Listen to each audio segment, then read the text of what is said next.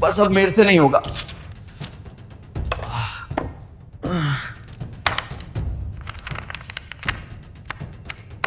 बस अब मेरे से नहीं होगा।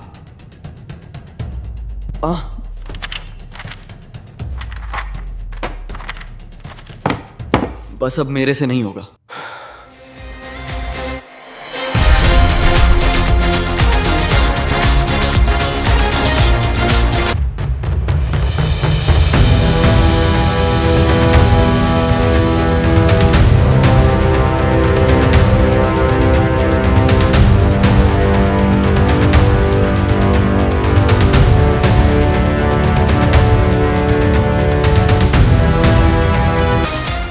आप भी इसी तरीके से परेशान हैं, आपके भी नोट्स नहीं बन रहे हैं, और अगर नोट्स बन भी रहे हैं तो इतने इफेक्टिव नहीं लग रहे हैं, इतने यूजफुल नहीं लग रहे हैं। तो आने वाले 3 से 4 मिनट में मैं आपको बताने वाला हूं कि किस तरीके से आप अपने नोट्स को इफेक्टिव बना सकते हो, यूजफुल बना सकते हो, और लाइफ टाइम के लिए उनको यूज भी कर सकते हो। तो मैं विकास मान एक बार फिर से सबका स्वागत करता हूं ह्यूमैनिटीज अड्डा 24/7 चैनल पर। यार हाफ ईयरली के एग्जाम सर पे आ गए हैं और बच्चे अभी भी इसी बात से परेशान है कि आखिर नोट्स को बनाएं तो बनाएं कैसे। अभी अगर नोट्स की इतनी प्रॉब्लम आ रही है तो फाइनल एग्जाम में तो बुरे हाल हो जाएंगे। तो इसी के लिए आज मैं 3 सिंपल सी ट्रिक्स लेके आया हूं। कोई ज्यादा ट्रिक्स नहीं है, कोई 10-15 ट्रिक्स नहीं है, कोई कहानी नहीं है। 3 से 4 मिनट में ट्रिक्स को फॉलो करना है आपने और लाइफ टाइम के लिए नोट्स की टेंशन को बाय बाय कर देना है। सबसे पहली ट्रिक्स क्या आती है कि बुलेट पॉइंट्स एंड कीवर्ड्स।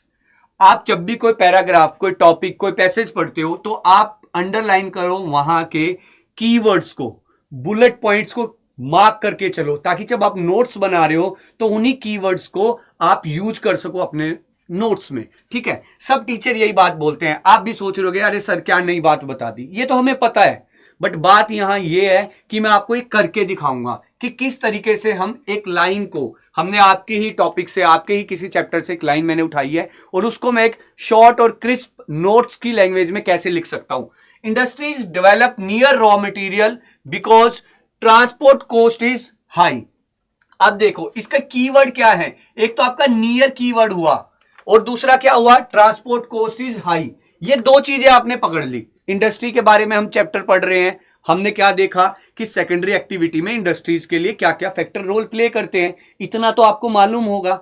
इतना मालूम है तभी नोट्स काम आएंगे। अगर आप ये सोच रहे हो कि बिना रिवाइज करे या बिना टॉपिक के कंसेप्ट को समझे याद करे मैं नोट्स से ही पढ़ लूंगा, तो डिफिकल्ट है। ये सिर्फ उन स्टूडेंट्स के लिए है जिनका पूरा चैप्टर कवर रहता है, अच्छे से समझे होते हैं, बस उनको एक क्विक रिवीजन की जरूरत होती है। तो देखो यार, इसको ऐसे भी तो लिख सकते हैं हम, इंडस्ट्रीज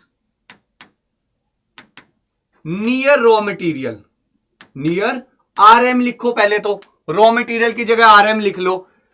क्या है, ट्रांसपोर्ट कॉस्ट क्या हो जाएगी, अगर रॉ मटेरियल के नियर इंडस्ट्रीज होंगी तो लो हो जाएंगी, लो का एरो लगा दो। अब सोचो 1 2 3 4 5 6 7 8 9 10 वर्ड लिखने की बजाय आप सिंपल से 4 वर्ड में कवर कर गए। 1 2 3 एंड 4 वर्ड्स लिखे, हाफ से भी कम हो गया। तो इस तरीके से बुलेट पॉइंट्स को, कीवर्ड्स को, इनको समझो और उसको अपनी लैंग्वेज में ट्रांसलेट करो, अपनी लैंग्वेज में लिखने की ट्राई करो जिससे आप उसको समझ सको। ठीक है, नंबर 1 तो ये है कि बुलेट पॉइंट्स और कीवर्ड्स को देखो। अब दूसरा खेल आता है माइंड मैप्स का और फ्लो चार्ट्स का। खुद मैं फ्लो चार्ट्स का बहुत यूज करता हूं और मेरे लिए बहुत हेल्पफुल होते हैं। पूरा क्रोनोलॉजिकल ऑर्डर उससे समझ आता है। आप पूरा चैप्टर एक फ्लो चार्ट में खत्म कर सकते हो अगर आप तरीके से उसको बनाओ। मैं एक टॉपिक का बना के दिखाता हूं आपको। मान लो इंडस्ट्रीज है, राइट। इंडस्ट्रीज में हमें किन किन चीजों की जरूरत होती है, क्या क्या फैक्टर रोल प्ले करते हैं, वही उठाते हैं। तो सबसे पहले हमने ऊपर लिख लिया इंडस्ट्रीज को। अब मुझे एक बात बताओ, इंडस्ट्री को सेटअप करने के लिए हमें किन किन चीजों की नीड होती है। नंबर 1 क्या होगा, नंबर 1 हम लिख देंगे रॉ मटेरियल। क्या लिख देंगे, रॉ मटेरियल। बिना रॉ मटेरियल के कुछ नहीं बनेगा, तो इसको कर लिया हमने बॉक्स में बंद। अब इसकी बजाय आप पूरी लाइन लिखते कि industries need raw material for production, समझ है ना, वो तो आपको मालूम है, वो आप सेंटेंस को बना लोगे, बट चाहिए क्या, रॉ मटेरियल चाहिए होता है। अच्छा और क्या चाहिए होता है सर, रॉ मटेरियल आ गया आपकी फैक्ट्री में, रॉ मटेरियल आया, उसका क्या करोगे सर, मैं प्रोडक्शन बनाना स्टार्ट करूंगा, यानी कि प्रोडक्शन करना स्टार्ट करूंगा, प्रोडक्ट बनाऊंगा। उसके लिए क्या चाहिए होगा आपको सर, मुझे लेबर की नीड पड़ेगी, लेबर और मशीन्स की नीड पड़ेगी। ये आपने यहां लिख लिया, लेबर और मशीन्स लिख लिया। अब उसके बाद क्या चीज की नीड पड़ेगी, ऐसे करा। अब नीचे बताओ क्या नीड पड़ेगी उसके बाद आपको सर, उसके बाद मुझे पावर की नीड पड़ेगी, यानी कि एनर्जी की नीड पड़ेगी। आपने यहां एनर्जी लिख ली, आपने यहां एनर्जी लिख ली। अब क्या हुआ, रॉ मटेरियल आया इंडस्ट्री में, हमने लेबर और मशीन्स का यूज किया, हमने एनर्जी से उसको कन्वर्ट कर लिया। अब प्रोडक्ट तैयार हो गया है, किस चीज की नीड पड़ेगी, मार्केट तक उस प्रोडक्ट को पहुंचाना है, कैसे पहुंचाओगे, ट्रांसपोर्ट, आपको ट्रांसपोर्ट की नीड पड़ेगी, ट्रांसपोर्ट की नीड पड़ेगी। अब देख लो, अब देख लो, और यही इसी फ्लो में आपकी बुक में चैप्टर भी मेंशंस हैं। आप देखोगे ह्यूमन ज्योग्राफी पहले आपको बताया, फिर क्या बताया कि एक ह्यूमन ज्योग्राफी यानी कि एक सोसाइटी को सेटअप होने के लिए, देखो जरा एक चीज पर ध्यान देना, आप एक चीज पर ध्यान दो, आपकी बुक में कितने अच्छे तरीके से चैप्टर बनाए हैं।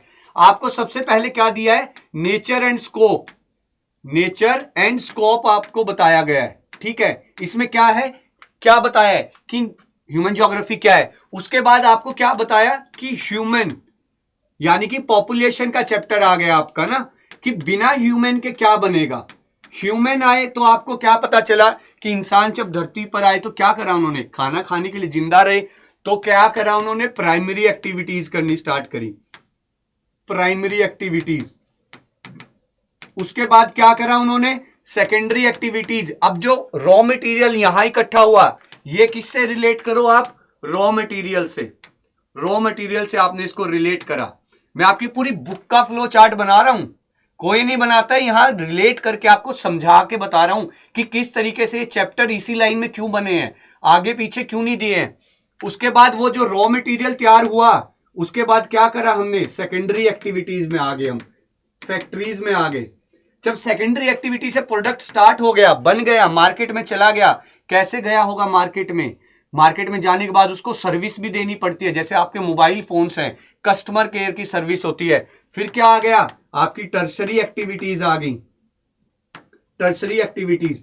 और इसी फ्लो में आपको आपके चैप्टर दिए हुए हैं। आगे जाओगे तो ट्रांसपोर्ट आ जाएगा, आगे जाओगे तो ट्रांसपोर्ट एंड कम्युनिकेशन आ जाएगा आपका, और आगे जाओगे तो मिनरल एंड रिसोर्सेज के चैप्टर आपको देखने को मिलेंगे। क्यों, क्योंकि एनर्जी वहां से मिल रही है।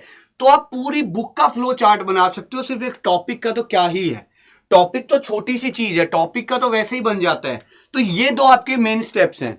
मैं कहता हूं इन सिर्फ इन दो स्टेप्स को आप फॉलो कर लो, आप जिंदगी भर में कभी नोट्स के लिए परेशान नहीं होगे, किसी टीचर से नहीं पूछना पड़ेगा। सिर्फ उसको एक कंसेप्ट आपका क्लियर हो और अपनी एक इमेज बनाओ, अपनी लैंग्वेज में उसको लिखो। ये एग्जांपल मैंने दिया। और लास्ट अगर आपको कुछ करना है, कुछ करना है, टेबल्स बनाने लग जाओ, डिफरेंशिएट करने लग जाओ हर छोटी चीज को। जैसे देख लो, हमने क्या देखा, हमने वेट पैडी क्रॉप पढ़ा है, वेट पैडी क्रॉप हमने पढ़े हैं, वेट पैडी। और दूसरे क्या पढ़े थे हमने, अदर क्रॉप्स, अदर क्रॉप्स के बारे में हम पढ़े थे। तो क्या करना है इसमें, कुछ सिंपल है, पॉइंट्स बनाते रहो। क्या चाहिए इसको, पानी चाहिए।